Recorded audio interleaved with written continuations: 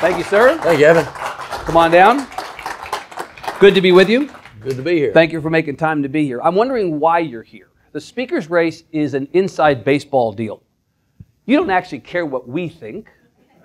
You don't care what the press thinks. You don't care what the citizens think. It's only the votes of 150 members, yourself included, of the Texas House. So if this is an inside baseball deal, why are you doing this out in public, this conversation? Well, first off, Evan, I do care deeply what you think. You do? And also agree First with lie told, 804. And I care deeply what the citizens of Texas think. Yeah.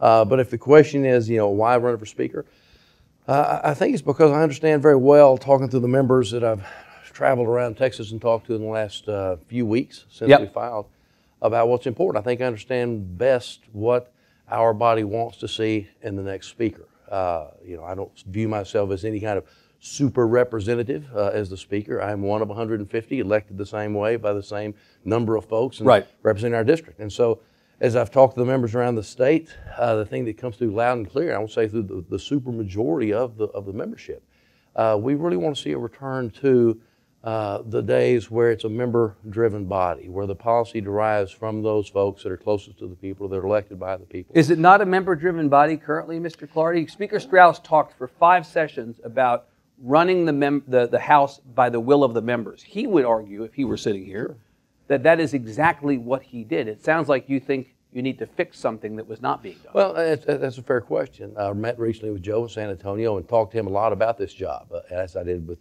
Speaker Craddock and Speaker Laney. Tell me why I don't want this job. I thought it was kind of an important part of the due diligence to be the speaker. But I can tell you, I think there was a distinction. I think Joe would share this between the first 2 sessions we served that I served under Speaker Strauss and the last session. Did he change or did you all change? I think it was a combination of factors, and I don't think it's it's not productive. It's not a blame game. I don't think there's any bad intent or mal feelings involved. I just think over time it morphed into something different, and I think it became a little more closed as far as the people had access and real input into the process. And I think that needs to be reversed. Is that what you mean by running the House as a reflection of what the members want, opening the process up so that more members have a voice and more members have access to leadership? I think so. One of the mantras I think we need to return to is members vote your district. I think it's really fundamental that a member should not be penalized or chastised or neglected because they are determined to do what they believe in their hearts is what's best for the district that they represent. You would say vote district rather than vote party. Absolutely. So Sarah Davis in River Oaks decides to vote against legislation that would restrict abortion rights, or votes against legislation that would restrict the access of same-sex couples to marry or to get access to state benefits because her district is more aligned with those issues. You don't penalize her or chastise her as a Republican for being outside the mainstream of the party. It's her job, and I think she observes this, as do the other members, to represent and know their own district. And let me go on the other end of the spectrum. I talked recently in Granbury with Mike Lang, who's a member of the Freedom Caucus, and we had this very same conversation. And he was making the point that his district is if I can use the word, uber conservative, that there are a lot of people that are, it's a very, very socially conservative, fiscally conservative district, I think in stark contrast to the district that Sarah represents. And so again, he reflects the values of his district and should be allowed to do that job. Now, I don't think you get to dress it up and say, these are my personal opinions, I'm going to call them the issues of the district. But I do think that members should be allowed to go and move forward legislation and support bills and do the things that they're elected to do. The difference, because at the end of the day, we'll say, Evan, at the end of the day, you make the point. I'd forgotten that there's an election this year. There is indeed an election. There is an election. Each of us are accountable. That is the ultimate accountability in politics. And if you do not represent your district, I think your career in Austin as a legislator will be short-lived. The difference between, though, let me stay with the Mike Lang example, which I like. The difference between Mike Lang and Sarah Davis is the Republican Party isn't crawling up Mike Lang's nose for voting conservatively in league with his district. The Republican Party is absolutely voting, crawling up Sarah Davis's nose. The Republican Party in Sarah Davis's county attempted unsuccessfully to censure her. As the Republican Party in Cherokee County, one of the counties you represent, voted successfully to censure you for similar reasons because they believe that you were not adequately representing your district. Now, that's a controversial issue, I understand. Right. But the point is, if you vote your district and you don't vote your party, it does not spare you complaints from the party that somehow you're being disloyal. The party sometimes thinks, locally and statewide, that your obligation is to vote party, not district. Tell me why that's wrong. Well, but I would say I'm not sure I agree with your premise, because I do think that there were some repercussions, and I'm going to let's stick with Mike, but other members of the Freedom Caucus. It felt like they were not treated fairly, not given an opportunity to move their bills forward through the session. So there was may not have been through the party, by leadership. But through leadership. By leadership. So there's a different sort of repercussion of the decisions they made and the policies they chose to pursue. But I think that when you say, do I represent party or do I represent the district? When I stand up there on January 8th, I put my right hand in the air, my left hand on the Bible, and take the oath. I don't take an oath to the Republican Party of Texas. Now, I'm a proud Republican, a lifelong Republican. Right. I believe what I believe, and I believe in the Republican principles. And I think it's been borne out by my record, and I'm proud of what I've done in that capacity. But the job is, by its definition, by its name, is representative. And it is to represent the district from which each of us come. And so the oath I take is to honor the state and federal constitution and the laws of the state, and to represent that district. And not just the people who may have voted for me in the primary, or the people who may support me financially or otherwise in the campaigns. It's to represent everybody in that district, whether they're Republican or Democrat, whether they vote or they don't vote, whether they like me or whether they think I'm a... So if you're Speaker Clardy, as opposed to Representative Clardy, and a member votes his or her district, at no point in your speakership will you bust that person for somehow going against the wishes of the chair. Well, never's a long time. Come on. Representative, come on. I did not fall off the back of a truck. I mean, this is the thing. I mean, I think it's great to say, I think everybody should vote their district until you're, but somebody running for speaker always says that, and then when they get into chair, it's a lot more complicated than that. I'm just asking you to acknowledge how complicated this is. Well, it is complicated, but in fairness, I think the way that process works, and I think it's really an amazing thing, to see the sausage made in person. Right. But it really is a remarkable thing. It's like trying cases. It's really fascinating to me and affirming when I see a jury come back with a verdict that's fair and reasonable, how those 12 people come to a better decision than a single person in a row. And even if you don't agree with the verdict, you at least respect the process that's right, they got that's there. Right. And so when you look around the chamber and you see 150 members, and it's interesting how bills and legislation will find their own level, and it's done through this amalgamation of 150 people sparring in the debates and the process, and it finds it's where it's supposed to be.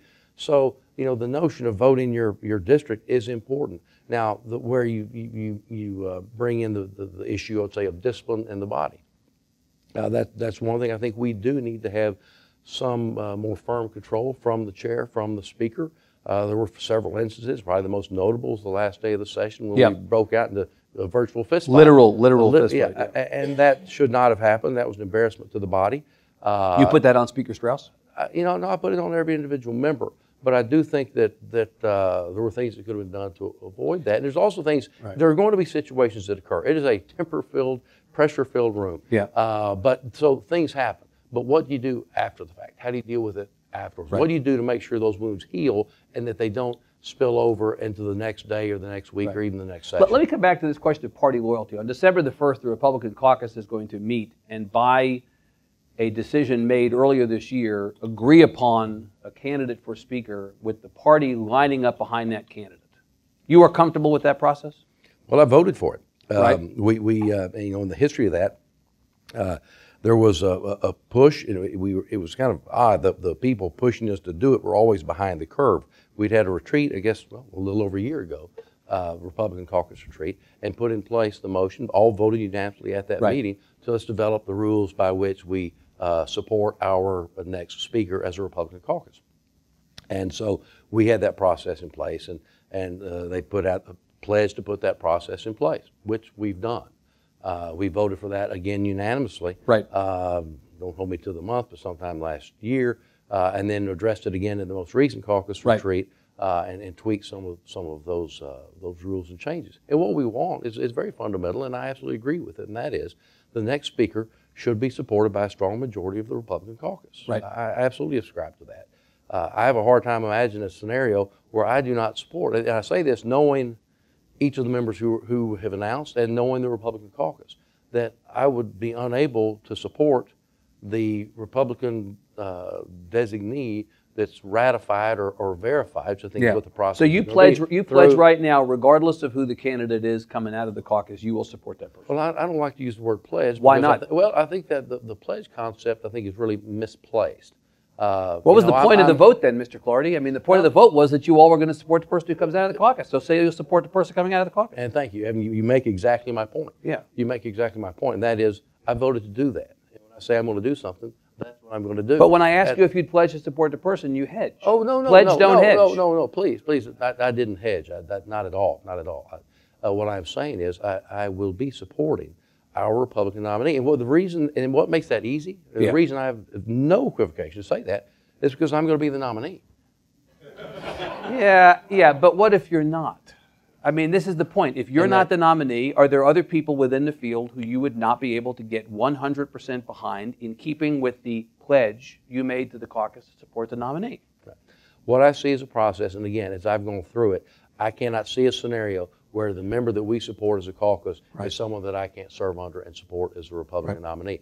But it is important, I think, to remember through this process, the way I've always envisioned it, since the first time it was offered over a year ago at the Republican retreat, is it's a method, it's a good means by which we can remove any kind of suspicion or taint or perception that our next speaker is in any way anything other than fully supported by the Republican caucus. And that was a perception that Speaker Strauss labored under really throughout his entire tenure. It didn't matter that he had been voted in by a majority of Republicans on a number of different occasions. The perception and that or unanimously by the body in the last case, exactly right. Yeah. And so how do we avoid that? And I think it's an appropriate process. Now, I will tell you, I think the way this works, I think we'll have our speaker nominee. I think you're talking to him, and that will happen well before we get to the December 1st vote. So it's purpose. I just want to state what it on should this. be. Yeah. Well, hey, but I think the purpose of that caucus vote is going to be to ratify, to validate the decision which the members have already made. And when I say the members, I see this process as being very much akin to and in line with, consistent with the constitutional obligation and duties, which is of the 150 members shall choose among themselves a speaker. And so that's why I think it's important. I've gone around the state and talked to the members. Yes, I'm focused and talking to my Republican colleagues, but I'm also talking to the Democratic members. Well, so doesn't a process by which the Republican caucus selects somebody and gets behind that person effectively cut the Democrats out in the sense that the Democrats don't have to support this person because the Republicans have enough votes to get that person elected? If the point here is to bring everybody, all 150, into the process, aren't you, by virtue of this caucus vote, effectively cutting out the minority party from having a say in who the speaker is? No, I think many people outside the body are attaching way too much significance to this caucus vote. I really, truly do. And that's why I'm not. If I subscribe to that view, I would be talking to Republicans only. That's not my view of the process. So let me ask you then. Let me ask you a different question. So let's assume that the caucus vote is not conclusive. In the same way that once previously, I believe, the caucus decided they were going to get behind a member, and then some people in the end ultimately decided they didn't like the fact that the member that the caucus had gotten behind was Speaker Strauss. So they walked out and they ended up supporting somebody else in the end. Would you be comfortable getting elected as a Republican? Would you be comfortable getting elected Speaker with the votes of Democrats and 25 Republicans if that's what it took to be Speaker? Or would you rather not be Speaker if it meant having to have Democratic votes get you over the line?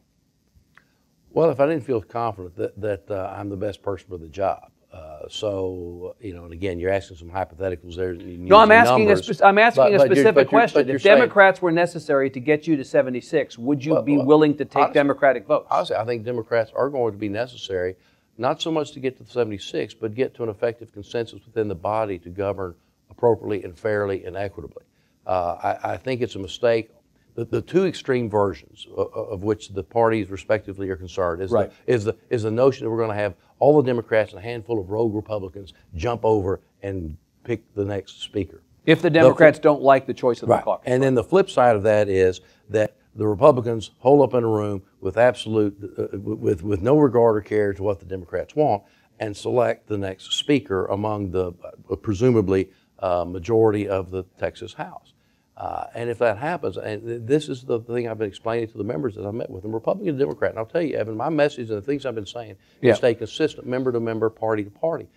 Either of those scenarios, I will offer is a losing scenario for the state of Texas, because day 2 starts with 70 members of one stripe or the other, 60, 70 members, whatever the number is, 50, but standing at the back microphone, determined to throw a monkey in the wrench and slow down the process and fight and argue. And we basically pick up where we left the 85th. Yeah. And that's what I'm determined to avoid. So what I'm doing through this process is meet with each member and talk to them, understand their district, understand what they want to do, make sure that they know they're going to have a real voice in the process. They're going to be able to move the policies important to their district. And then we're going to continue the tradition and the history of the Texas House, which I can't say how proud I am to be part of it, of a bipartisan chamber. We're going to give you a different microphone, Mr. Clardy. Pardon me. This seems to be coming in and out. And I love the fact. Is this on?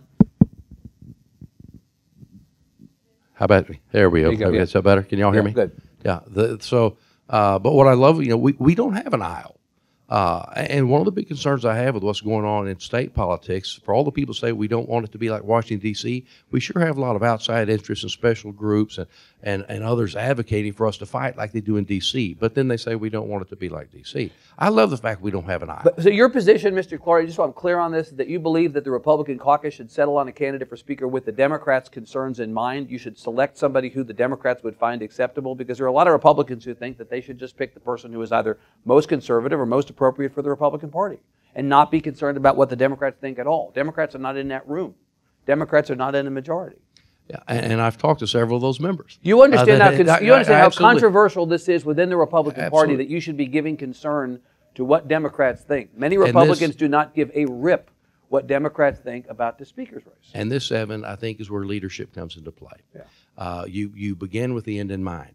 And if what you want to do is have a productive session where we move forward the priorities and the policies that's in the best interest of the state of Texas, it seems to me reasonable to say, how do we do that where we have a broad majority, a broad base of membership that are supportive of those policies, of leadership, and they're not consistently just trying to derail the process. If we start off in a polarized body, where we do one of those two extremes, I think we've set ourselves up for failure, and more importantly, we've set Texas up for failure and for another contentious session like we had in the 85th. That is not necessary. I'm committed to there's some people in this world that are zero-sum people. Somebody's got to lose for me to win.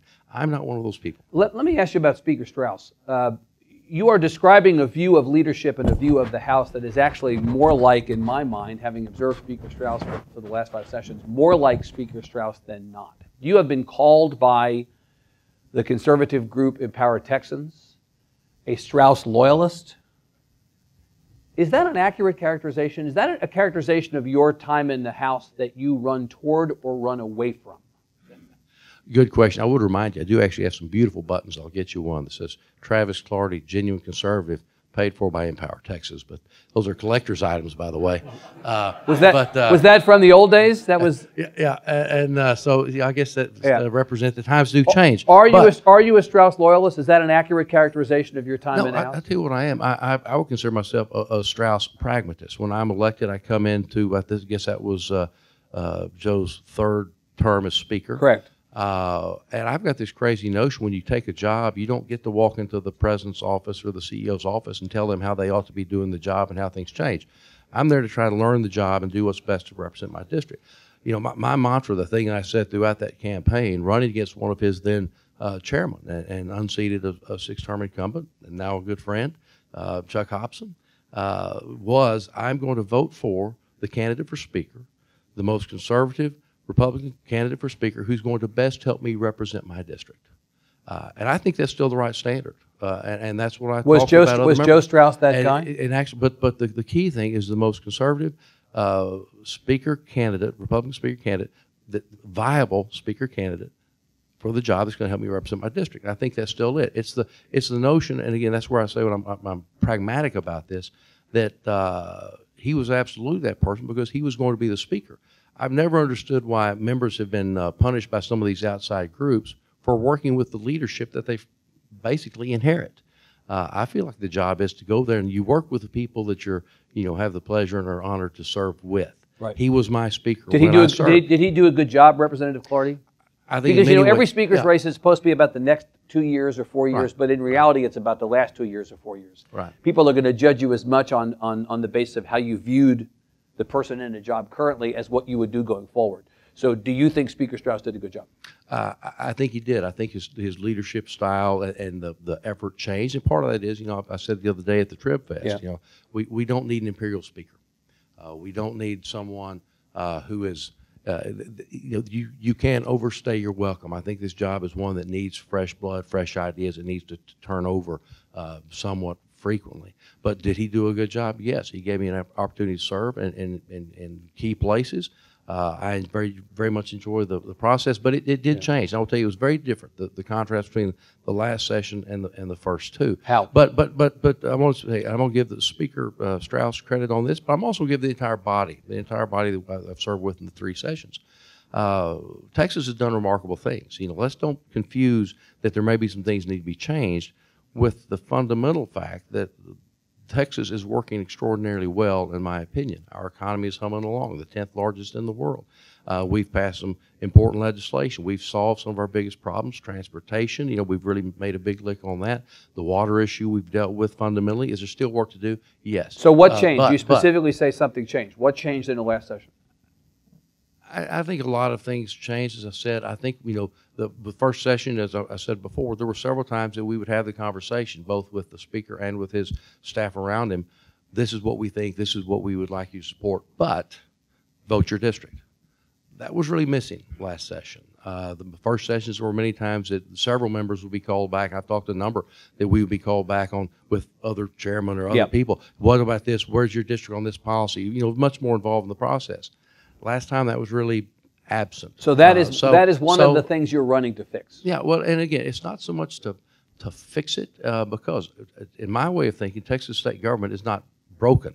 It can always stand improvement. I'm proud of the work we've done, including last session. We did some good work. It was not a failed session by any stretch, but I do think, back to the styles of leadership. I told you I talked to Speaker Laney, I talked to Speaker Craddock, I talked to Speaker Strauss. I do think that there were times that we needed a more present speaker on the dais, in the room, on the floor, talking to members. I think we needed to have more of an effort to bring the members back and before the session and during, and talk about what are the policies we need to pursue. Too many times last session, I felt like we allowed ourselves to be defined by other people by what we were against. We did not seem to have an affirmative agenda that was stated, that was derived from the body politic, from the chamber members, and then given voice by the speaker. And that's one thing I think that we could use. Give me an example, Mr. Clardy, of something that you believe should have been an agenda item where the House would have been for something as opposed to against something. Give me a specific example of something, had you been speaker, that would have been different. That, my friend, is a great question. And it's an obvious answer. We were told before the session that our public education school finance program was, as the expression goes, lawful but awful. But we were also not mandated by the Texas Supreme Court to fix it.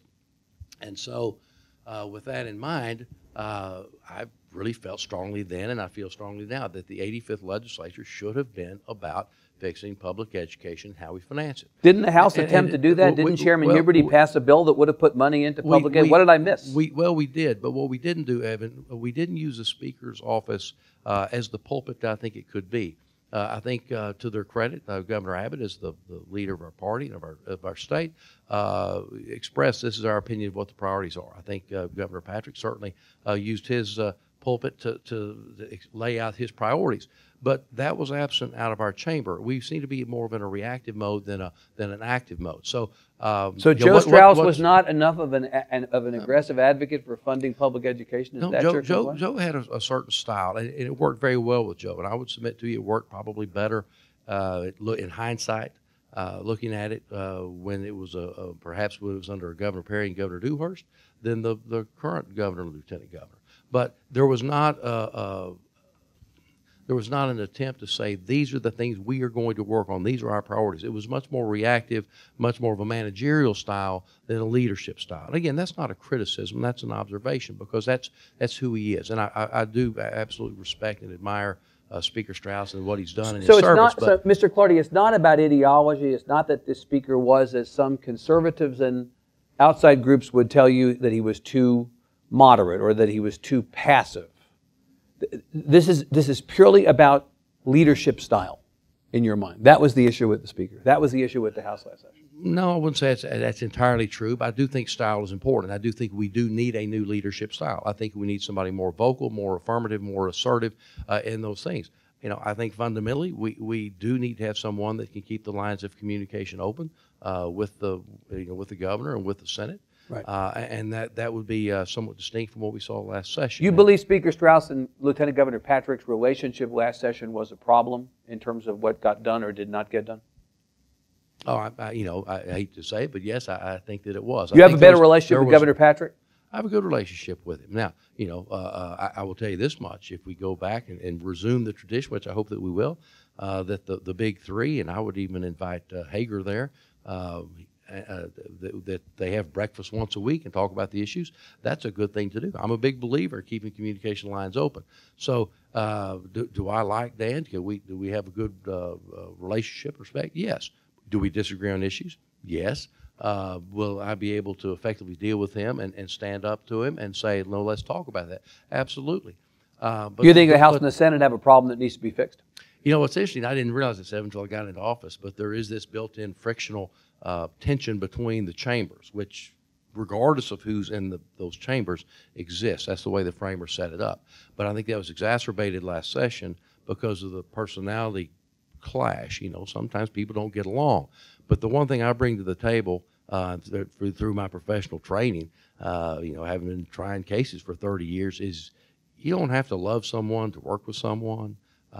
You can fight but still stay engaged and work, and I think that's a skill set that we desperately need. We need to stay engaged and be able to fight and tussle and then get up and dust it off and go back to work. And again, but to do that, you have to have a fundamental sense of respect and civility to be able to do those things. I think that crucible of that tension, that sometimes adversarial, hopefully not too much. I mean, I think what we should do absolutely with the governor and with Lieutenant Governor, the Senate, Republican-led in all three spots. We should be mightily searching for that common ground that, again, works in the best interest of Texas. In those times we have disagreements, let's flesh those out, let's join the issue, and let's work on it. Let's do it civilly and respectfully, and then see where we get. But it does not need to devolve into some sort of personality conflict. You think the Lieutenant Governor you got somebody hitting the lights there. Get those lights. What exactly happened here? Okay. If they put a blue light on me, I'll start singing. That was Alan Blakemore, actually, just turn the lights off. Do you believe the Lieutenant Governor was respectful to the House, wanted to work with the House last session? What was interesting last session, Senator... Representative Clardy, it's a yes or no answer. We have to be out of here by Friday. I mean, come on. As someone who cross-examines people for a living, those yes and no answers are kind of interesting. Come on. But no, the relationship between the individual members of the House and Senate was always very good. There was tension at the top, no doubt about it. Yeah. Did he enjoy a good relationship with some members? Yes, some more than others. But there were some fundamental differences in policies. I went into last session thinking we need to focus on public education.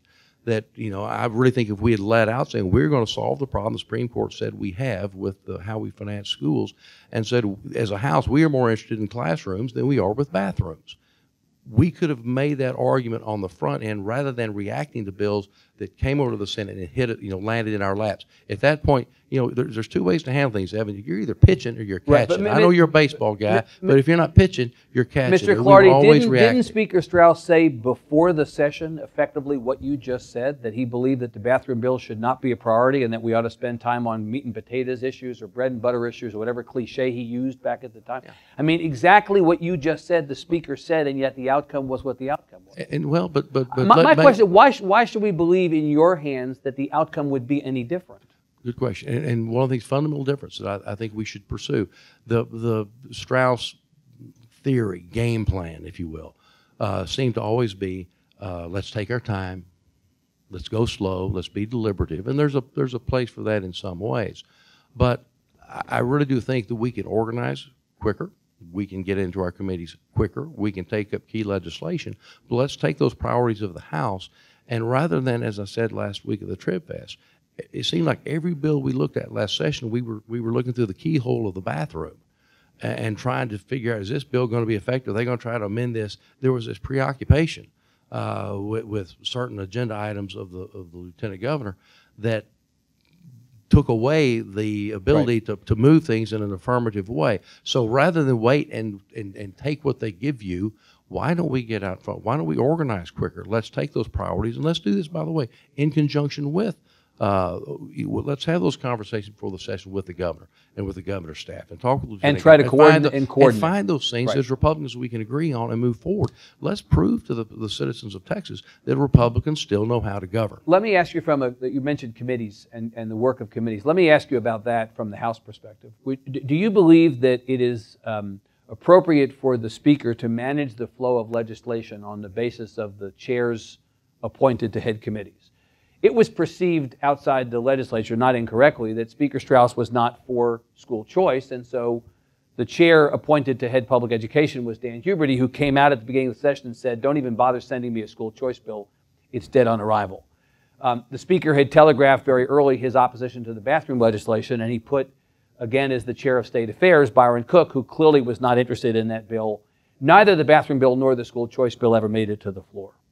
Would you guarantee to your members that you would allow legislation to get to the floor by virtue of the committee chairs you appoint, directing those committee chairs to allow legislation to get an up or down vote, different from what happened in the last session? That was a big criticism. You talk about process. You talk about members having control of the House. That was a very big criticism, fair or unfair, of the Speaker. He knew what he liked and didn't like, it is said by his critics. He appointed chairs to basically protect members from having to vote on those things or to prevent members from having to vote on those things. I think a big question in the next session is, are you going to permit, or would the next Speaker permit such legislation to get to the floor, regardless of what he individually thinks? And I will tell you, I think the short answer is yes, we are going to do things differently. I don't feel like just because I've been selected as Speaker, it does not make me something other than the leader among equals. I think as a deliberative body, we cannot be afraid to have the conversation, to have the ideas, to have the discussion. Now, I do think that there does need to be a prioritization of those goals and objectives we set as a body, again, derived from the members. What I do hope to do next session is let's match aptitude and attitude. There's so much talent and ability and creativity among the members. Specifically on these bills getting to the floor, specifically, you had a majority of members who were for the bathroom legislation, at least by the measure of the number of co-authors of the legislation that was in consideration, but that bill could not get out of committee and get onto the floor. Would you guarantee to your members that such legislation would get an up or down vote in the next session?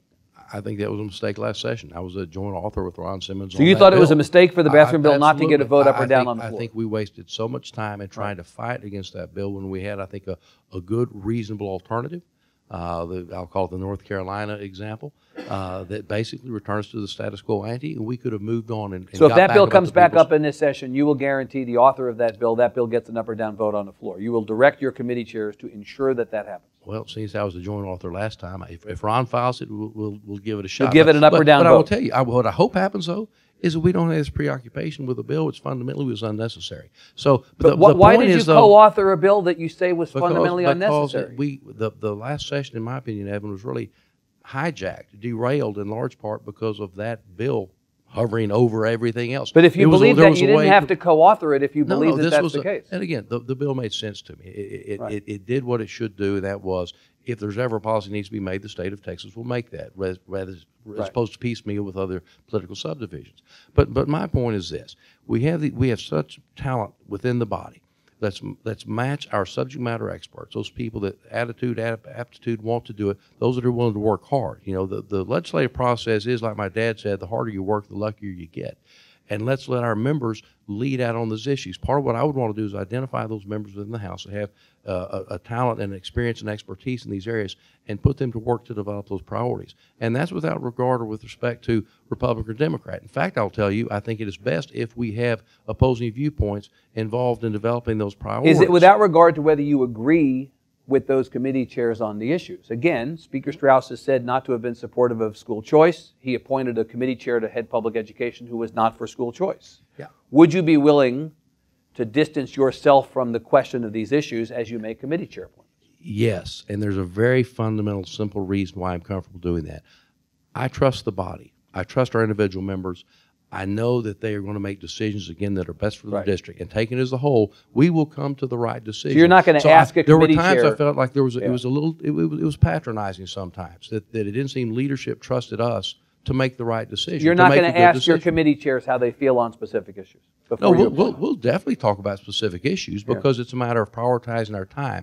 Again, do we need every bill that gets filed to make its way to the floor of the House? Absolutely not. Somewhere there you got to say, these are the policies we want to move that are going to be good for the state of Texas. And these may be distracting and not be helpful. So, yes, I have a role with my leadership team set in place. This is what we're going to move, but it's going to be to use our time effectively. We only get 140 days every 2 years. And historically in the House, we've not, a whole lot of those 140 days have not been used, I think, as effectively as they could have been. What about Democrats as committee chairs? You're likely to have a House next session that is about 60% Republican, 40% Democrat. Will you commit to the Democrats in the spirit of wanting to be the speaker for all members, not just the Republicans, that you would appoint 40% of the committees chaired by Democrats? Proportional committee chairmanships. And I think traditionally, even under Speaker Craddock and certainly under Speaker Strauss, I think that's been the case. I think that's one of the reasons, again, that's one of the reasons that comity, that fairness within the body. So then that's a yes. So that's a yes. The answer is absolutely yes. The answer is yes to my Democratic colleagues watching this. The answer would be yes. Yeah. It's not going to be disproportionate. And again, but we're going to match those members up where they can serve best, and again, where that experience and expertise is. Let me go to Governor Abbott. You mentioned Governor Abbott a couple times. You know, there's been a lot of focus on the tension between the House and the Senate. The reality is that the governor, when he did weigh in last session, more often than not weighed in on behalf of the Senate's view of the world as opposed to the House's view of the world. Do you have any problem with the governor? You believe the governor did a good job last session. Did he calibrate his involvement enough to your liking? And how would you want the governor to work with the House next session? Well, personally, I have a very good relationship with the governor. I carried his legislation in the special session on teacher compensation, which is an issue I think we need to come back onto as part of the education package. I think public education, finance, how we deal with it, and other related issues should be the priority this time. But as far as the Governor Abbott and myself, I think we have a long relationship. I think we have a lot in common. We communicate well with each other. My wife, Judy, and Cecilia get along very well. So there's that, I think, a personal trust and relationship there that I think will be conducive and productive. But did you agree with the work of the governor as it related to the session last time? Are there things you would have liked to see different in how the governor dealt with the House or with the legislature in general? Well, again, I think there was a breakdown among the big three. This is what I've read. I wasn't in the room, but as I understand it, there was no breakfast after the first week or two in January. So that's one of the things I think I am able to fix. I promise you, I'm going to show up to breakfast once a week. I'll go more than that if they want to. As I said the other day, I like breakfast. But Representative Clardy, if the only change in the combination there or the composition of that breakfast is Strauss out and you in, are you not saying that you think Speaker Strauss was the problem in that relationship? No, I don't think, again, I'm not placing on any single person. I think there was a breakdown, fundamental problem within that relationship. I can't say why. All I can say is I believe I'm the person that can repair those relationships institutionally and bring us back to where we should be, which is three Republican leaders talking in a room about what the priorities are and moving them forward. Again, on a personal level, this is important. I like both of those gentlemen and respect both of them. I was... talking about last session, Governor Abbott came back, and we came back for a special, which I think all of us in hindsight realized could have and should have been avoided. We did not have to have a special session.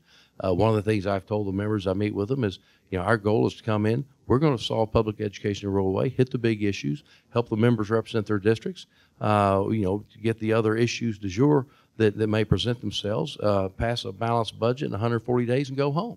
There is nothing special about a special session. Well, but the argument against that is that there were a number of priorities for conservatives that did not make in the regular, and rather than simply send people home and say, let's try again in 2 years, they felt it was important enough to come back and try to get those issues resolved in a special. It sounds like your belief is we shouldn't have come back, we should just do it again in 2 years, and therefore the conservatives would be left out in the cold. Well, so let's assume that it's a Clardy administration in the 85th. I think many of those issues could have been dealt with in a more expeditious manner, worked on quicker, put to bed earlier, and we would have avoided 100. So you think that the special byproduct session. of the 85th under Speaker Clardy would have been more conservative, or enough more conservative that it wouldn't have been necessary to come back in a special? I think it would have been managed in a way that we would have passed the things we needed to manage, Right. done the budget in 140 days, and there would have not been anything left to put on the call that would have been so pressing that we must come Right. back for a special session. And by the way, I appreciate the governor. You know, governor did show us a great deal of confidence when he put 25, 27 things that wound up being on the call. You know, in a 30-day special, that's a pretty aggressive schedule. I don't think we need to move that much legislation. Again, I don't place our you don't judge a legislator nor a legislature by success by how many bills they passed. Well, it seems to me, Representative Clardy, that is exactly what the governor did. Because if you recall, the governor said at the beginning of the special, I'm making a list and I'm taking names. And I'm going to judge members on the basis of how many of my priority items in the special they support. And if you didn't support me and didn't support my issues, I'm going to come after you in the primary. Well, what did he do? He came after Representative Larson. He came after Representative Davis. He came after Representative Faircloth. Representative Faircloth lost his primary. If you're the Speaker of the Texas House, one of your responsibilities is to protect your members, to advocate for your members. Do you believe it's a good idea for the governor to be doing that, to be coming after members? And if the governor tried to do that again next session, would you push back against him? Yes, one of the jobs is to protect the members. And again, I think that was maybe a byproduct of the breakdown in the relationships. And this is the one of the things that I think I'm the right speaker candidate, the right speaker at the right time for this next session. And I've seen this not only in our Republican primary politics. You know, as I tell folks, for a bunch of pro-life Republicans, we sure like to engage in cannibalism. It doesn't seem quite right to me. And that we see this fratricide going on within the Republican Party. We see members out walking and working against sitting members. Now we've seen this jump over, and I think this is probably because for the first time in a long time the general election matters, of somewhere 120, 130 contested races.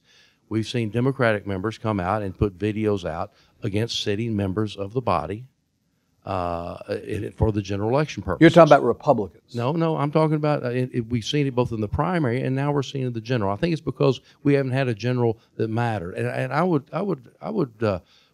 to my colleagues watching this, I would really strongly urge all of us to take a step back, because it may be a big room, but it seems pretty small sometimes. And we have to live and work with each other. And the legislature is built upon two fundamental things. It's built upon trust and honesty, that integrity. You can believe another member when what they say is what they're going to do. And secondly, it's relationship driven. And the second thing, it's transactional in nature. And those two things go hand in hand. And we hurt the body when we see within our own caucus and now within the body in a general election context, members working as sitting members that in all likelihood are going to have to be back in that same room.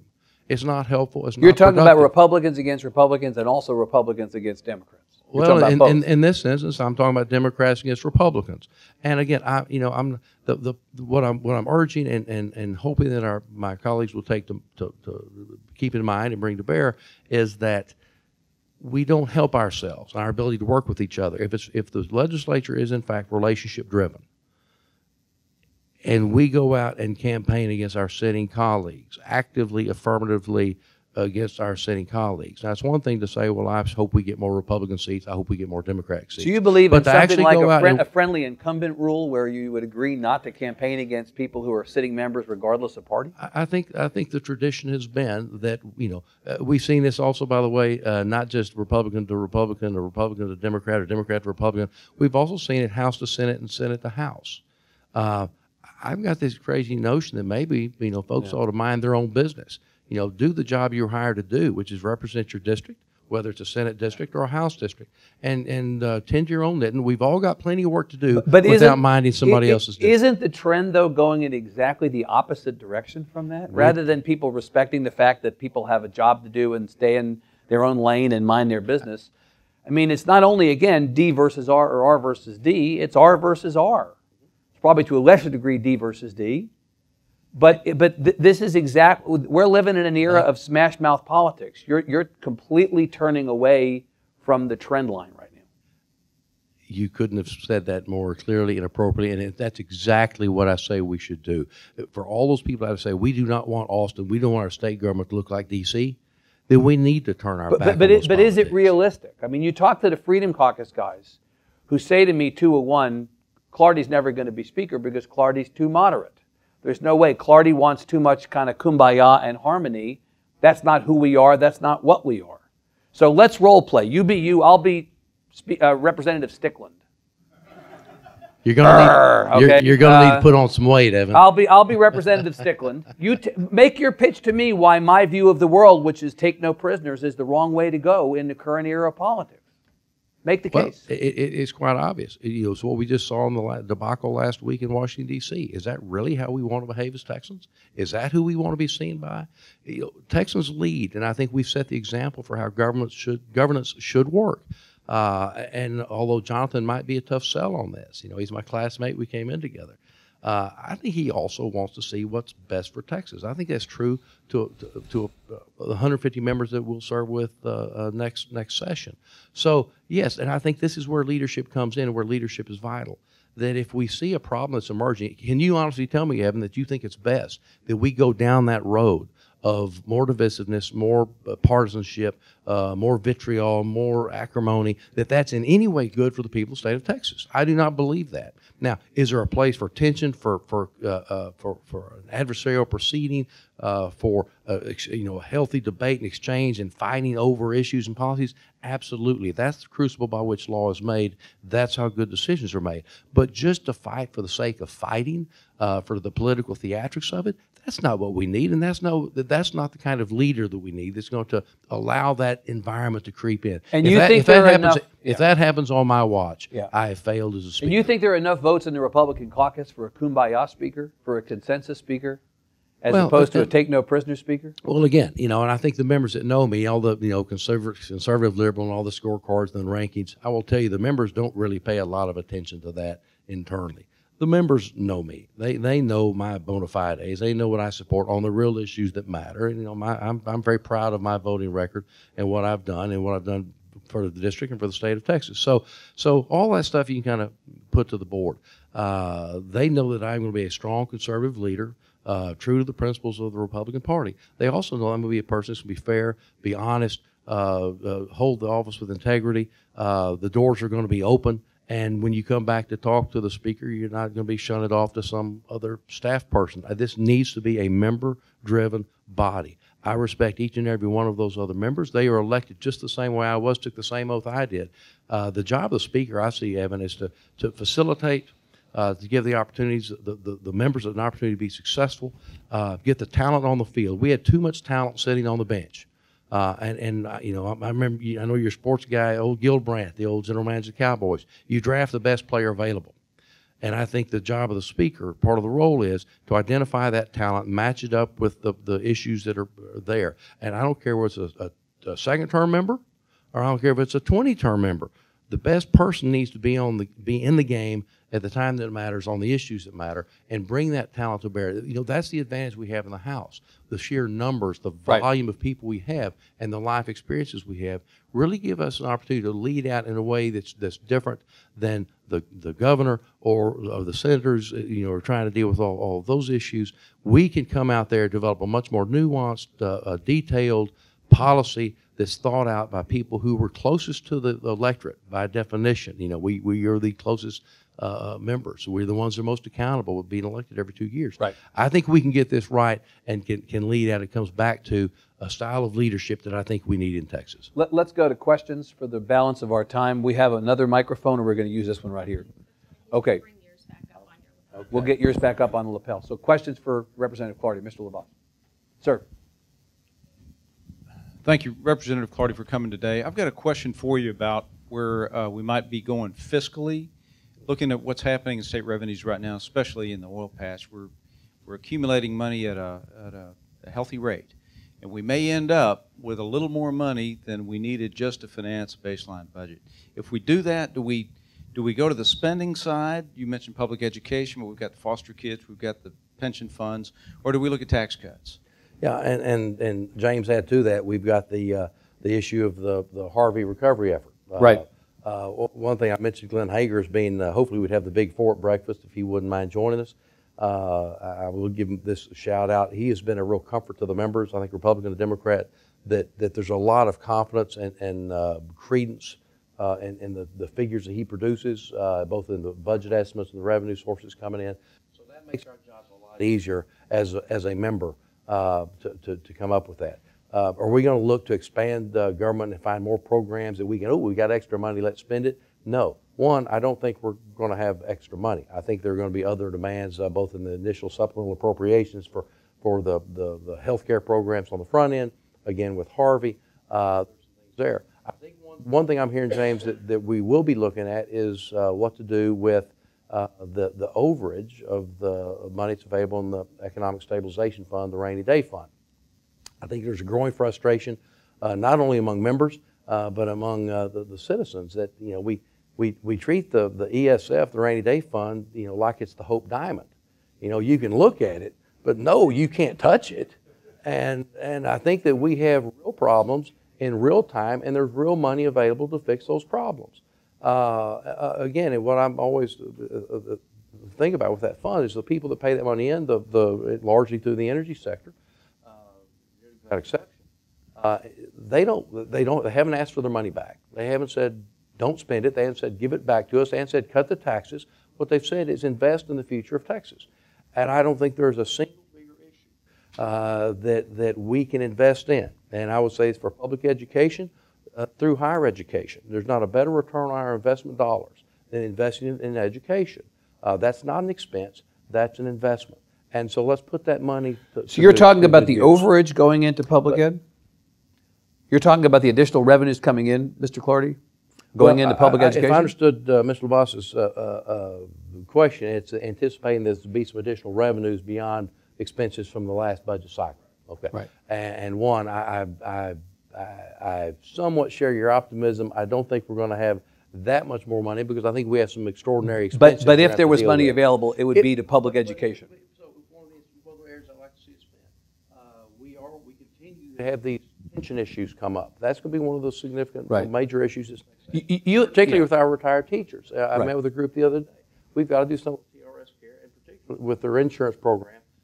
But now is the time. I don't want people to look back 20 years at the '86 legislature. Say you're sitting on these funds, you had this money, you had the healthiest economy in the union. It looks very good going forward with those revenues coming in.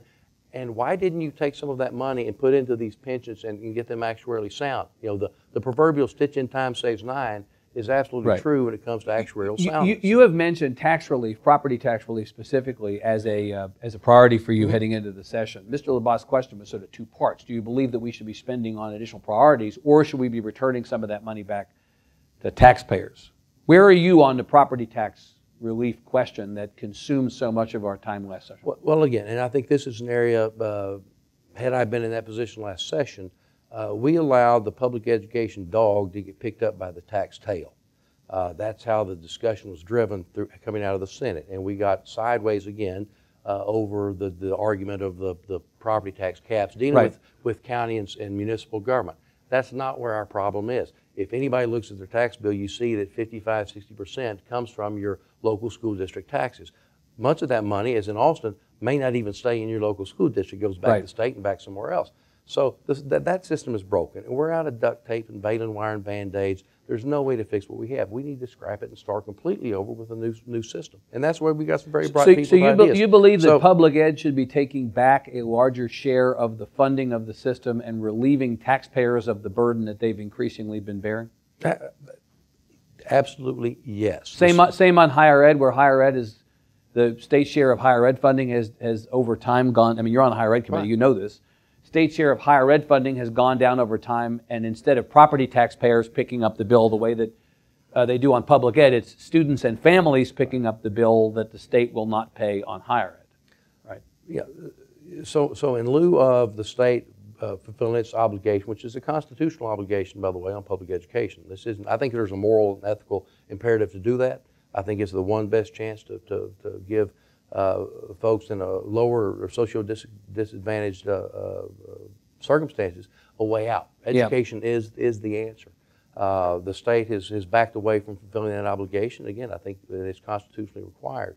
So, I think we do need to step back up higher education as well, because all what it has resulted in is our property tax bills going up significantly year after year after year after year. And likewise, it calls families and students to incur incredible amounts of student. So you think student the loan debt. state should take back a larger share of those two, public and higher? And again, I think those are priorities that I think the people of the state of Texas want, Yeah. and that's a discussion we need to have. Mr. Dunaway. Sir. Thanks, Evan. Representative Clardy, how many commitments do you have from the 150-member body as of today for Speaker of the House? Oh, well, thank you, Scott, for an easy question. Right now, Let's see if you answered this one. Yeah. No. I tell you what, I'm very gratified. I think it was about the 50th day I've been in this race. We moved into double digits very, very quickly. We're pushing up to the number pretty close to where I want to be, to where we come out and actually, reveal the number that we're at and the names of the people that are double supporting digits can be 11 or double digits can be 70. Which is it? Yeah, it's somewhere between there, Evan. And, Great. But I will tell you, we continue to have momentum. That number is continuing to grow. I'll be having conversations. Should I survive the rest of this interview today, Which and is talking to more questionable, members? right? But no, we're really catching fire. And I think the reason my campaign is catching fire and it's growing, it's building, is because I'm saying what the members have been feeling. And if there's one thing I've really been encouraged by the process of talking to members around the state, is the commonality, the universal response I'm getting, not just from the Republicans or the Democrats, but I'm getting this from literally a supermajority of our members who say, I want to be able to represent my district. I want to have a voice in how policy is set. I want to see things move faster. The things that I am saying, I'm not saying anything different to you, Evan, today than I've been saying to the members individually or collectively. It's a very simple, common theme, and that is, I trust the body. I trust our members to lead. They are leaders by definition, and they are talented people. Otherwise, they wouldn't be in these positions.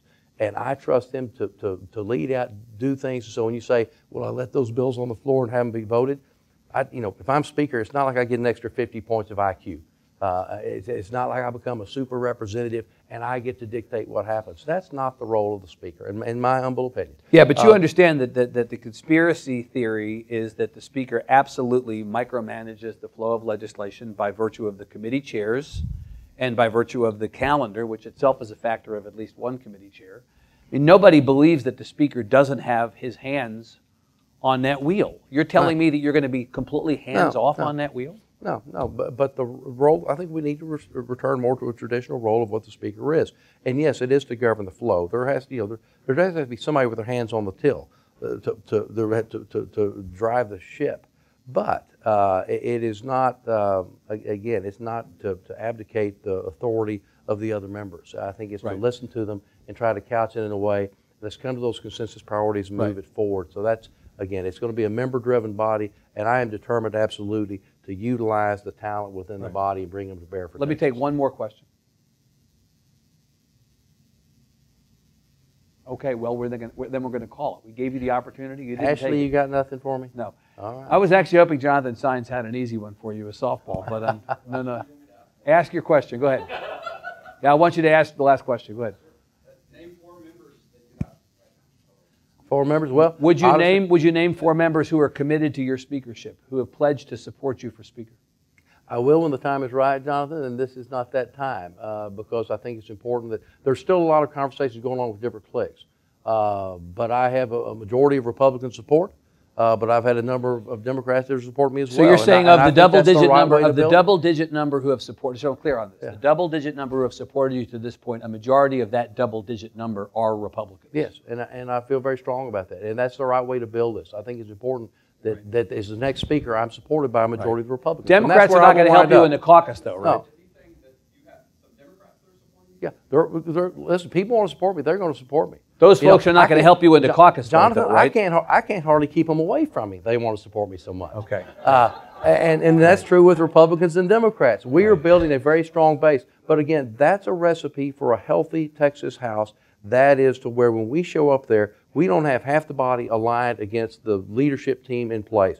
That we go there with a broad consensus where we don't start day 2 with a fist fight on the floor of the House. And again, if that's how we choose our next Speaker, we've set ourselves up for failure. And again, I think we need to avoid the politics of D.C., the vitriol that we've seen. It's not helpful, it's not productive, and nothing else. It's not fun. I enjoy the people I serve with, and people do better work when they're in an environment where they're happy, where they like the people they're with, the people are respectful and civil, I think we do a much, much better job. And so it's an honor to be the representative from House District 11. It'd be a greater honor to be the next Speaker of the House. And if I'm fortunate enough to be selected, I'm committed to do that process and do it with my wife, Judy, 24/7, 365. It's a full-time gig, and we're in a place that I can do that. Okay, let's see what happens. We are. It's the road to December 1st, right? That's it, to the caucus meeting. Representative Clardy, thanks so much for making time for us. Thank you, We Evan. appreciate it. Good. Thank you, sir. Thank you all.